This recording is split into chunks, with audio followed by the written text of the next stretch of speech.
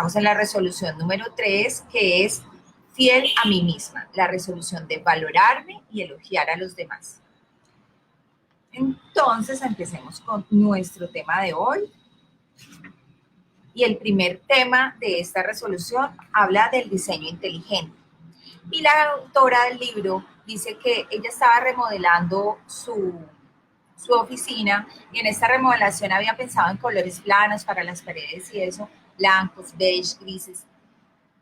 Y todavía no habían empezado pues a comprar muebles ni nada, pero su amiga, que era la que le estaba ayudando, le llegó con una borla, esas bolitas parecidas como las que colgamos en los árboles, bueno, que era para colgar en la puerta o en algún picaporte de los cajones o de alguna cosa. Y a ella le pareció hermosísimo, pero vio que tenía unos colores ya muy definidos. Entonces dijo, yo no puedo basar la decoración de toda mi oficina simplemente en esta borla, porque esto me va a definir el color de mis muebles, el color de mis paredes, los cuadros que ponga. No puede ser que por esta cosa tan insignificante se vaya a guiar toda la decoración de mi oficina. ¿A quienes les ha pasado que su vida se ha definido por algo insignificante que alguien dijo de ti? O por algo que te definió o algo que te pasó, que te terminó marcando toda tu vida y tu personalidad y terminaste metida detrás de una máscara que realmente no eres tú. Quiero que por favor me cuenten, me hagan sus comentarios, sus preguntas si tienen algunas. Dice, no siempre uno adopta la misma posición, sobre todo en la vida, de decir, no, esto no va a definir mi vida, esto no va a definir mi personalidad, esto no va a definir quién soy yo. Una y otra vez, de más maneras que las que quisiéramos admitir, compramos la borla, la insignificante, lo inconsecuente, lo trivial, incluso algo totalmente falso e inadecuado.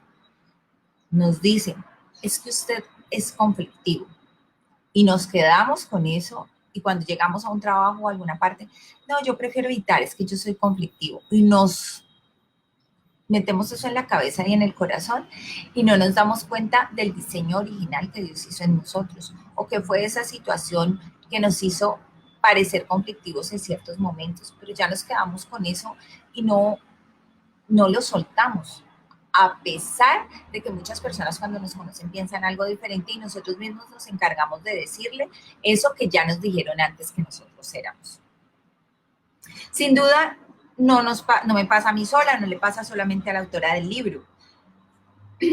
Tal vez tú hayas tomado fragmentos de alguna ideología o filosofía mundana. Hay mujeres y hombres también, que de acuerdo a la pareja que tengan en el momento, así son.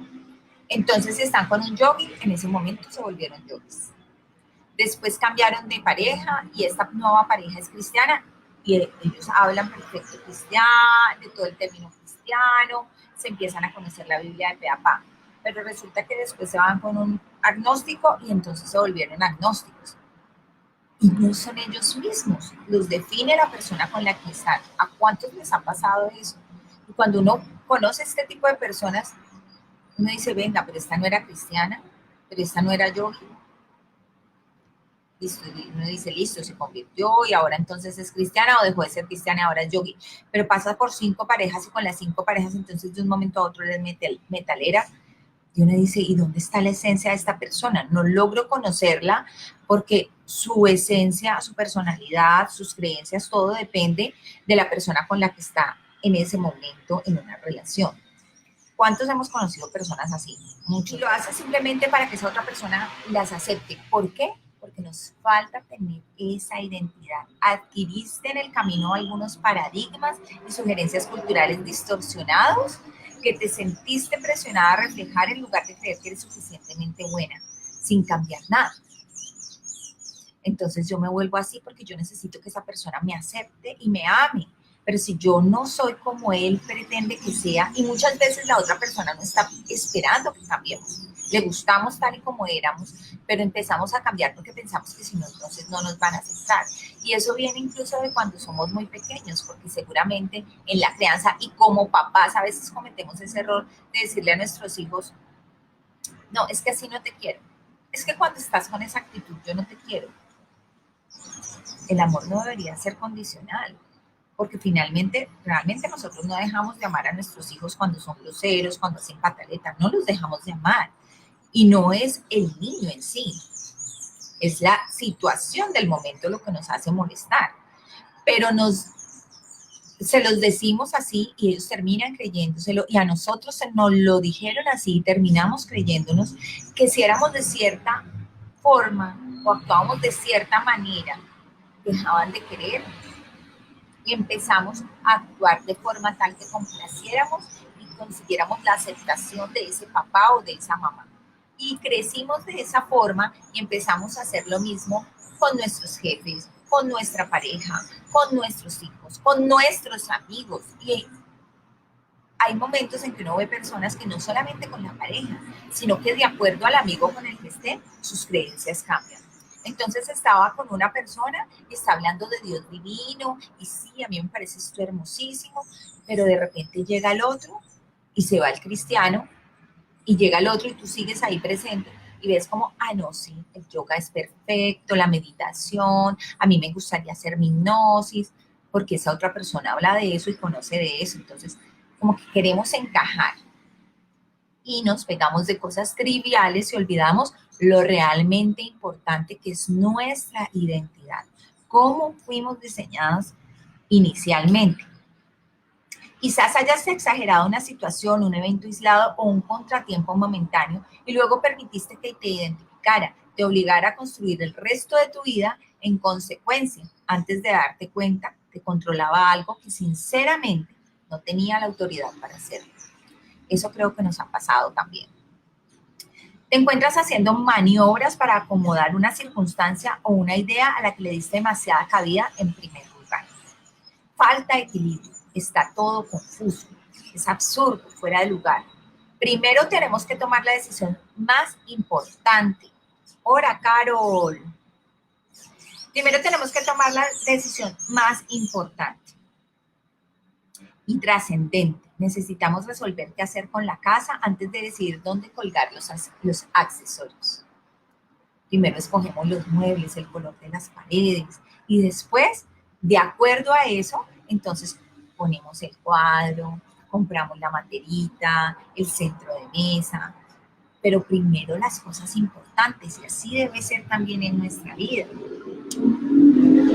Esta resolución es tan importante para mí como para ti.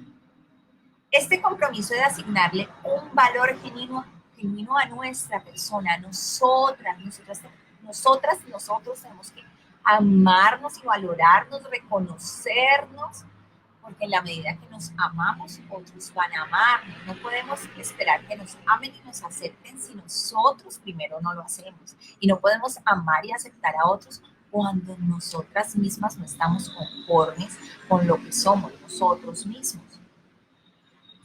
Según la valía que Dios nos ha dado, nuestros talentos, dones y capacidades, ahí es donde debemos valorarnos y ahí es donde debemos formar nuestra esencia, porque ahí está nuestra esencia. Porque finalmente eso es lo principal y todo lo demás debe acomodarse a eso. Tendremos la libertad de construir nuestra vida sobre lo que importa de verdad y descartar lo intrascendente. ¿Cuál es el consejo que nos da la autora? No dejes que algo tan importante como el valor que le asignas a tu persona se base en una idea barata que encontraste en un mercado de pulgas filosófico o en alguna opinión desechable que hallaste en una compraventa moderna. A mí me duele, me da mucha tristeza cuando yo veo a alguien que me dice es que yo no sé qué dones tengo, yo no sé para qué soy bueno. Y a veces también nos vendieron la idea que cuando sabemos cuáles son esos dones y hablamos de ellos, es que somos muy soberbios. Incluso a mí a veces me da pena decir, no, es que yo tengo estos dones. Porque sentimos que entonces no somos humildes y no es así. Seguimos siendo humildes, seguimos siendo buenas personas, pero reconocemos el valor que Dios nos ha dado. Además, porque Él dice que Él después nos va a pedir cuentas de qué hicimos con esos dones. Entonces necesitamos reconocer los dones que Él nos dio, los talentos que Él nos dio y saber ¿Qué vamos a hacer con ellos? Porque para algo fuimos hechas. Él nos hizo a cada uno diferente y con unos dones diferentes, porque eso está marcado para el plan que Él ya tiene para nosotros, para el propósito que Él tiene con nosotros en la vida, en el mundo. Dice, profundiza y descubre la verdad sobre quién eres y sobre lo que Dios te ha dado para ofrecer al mundo. Y luego haz girar tu vida alrededor de esa convicción inalterable. Esto no es confuso, desequilibrado ni absurdo. Es firme, seguro, confiable y poderoso. Esta es una verdad poderosa. Cuando tú reconoces cuáles son esos dones, con esos dones descubres también cuál es el propósito. Y cuando tienes claro el propósito, ya no hay nada que te desvíe, ni nadie que te desvíe. Y pueden llegar a 1000 personas, incluso gurús, guías espirituales, pastores, sacerdotes, a decirte, no, es que tú no debes hacer eso. Pero cuando tú tienes claro qué es lo que Dios quiere y pretende, y cuál es el propósito que Él tiene para tu vida, con los dones que te dio, con lo que te equipó, no hay nadie que pueda tumbarte eso, porque tú tienes la conexión con Él y la certeza de saber que ese es el propósito que Él plantó en ti. Y va a venir oposición, y los primeros que te van a decir que eso no es, van a ser tu familia y tus guías, tus líderes. Pero tú debes saber cuándo esos líderes te están guiando de la forma correcta y cuándo es el enemigo que ha puesto en ellos esa oposición para que ese propósito en tu vida no se cumpla. Vamos a hacernos unas preguntas.